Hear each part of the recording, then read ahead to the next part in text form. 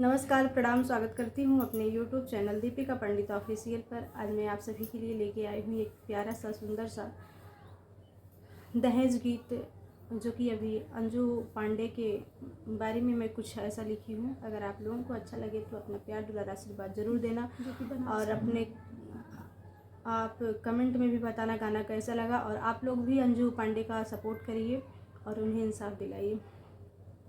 सुना बाबा योगी जी बिनतिया, सुना बाबा योगी जी बिनतिया, बंद कर दहेज वाली रीतिया। सुना बाबा योगी जी बिनतिया, बंद कर दहेज वाली रीतिया।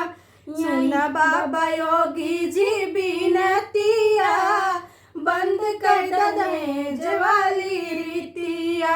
यहीं रे दहेजवा खातिर कितना बेटी मारी गई, यहीं रे दहेजवा खातिर कितना बेटी मारी गई। सुन होई गमा के अंगनवा, बंद कर दहेज वाली रीतिया।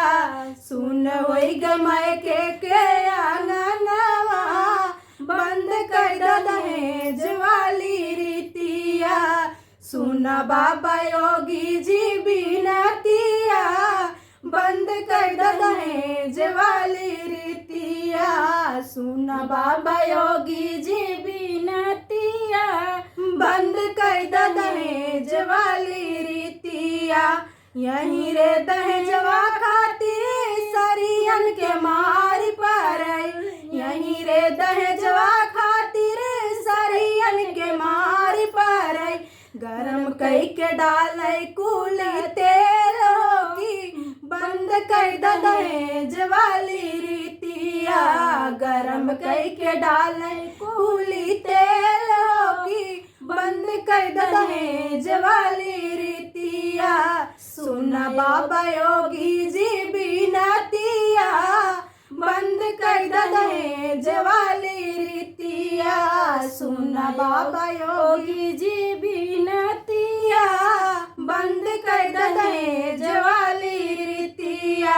यहीं रे दहेजवा खातिर होला दूर गतिया, यहीं रे दहेजवा खातिर होला दूर गतिया। न कर दी है माई बाप जनमवा, बंद कर दहेज वाली रीतिया। न कर दी है माई बाप जनमवा, बंद कर दहेज वाली रीतिया।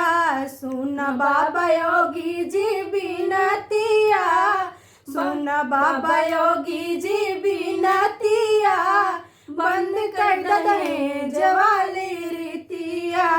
यहीं रे दहेजवा खातिर बाबा कुली बेच दिए, यहीं रे दहेजवा खातिर बाबा कुली बेच दे।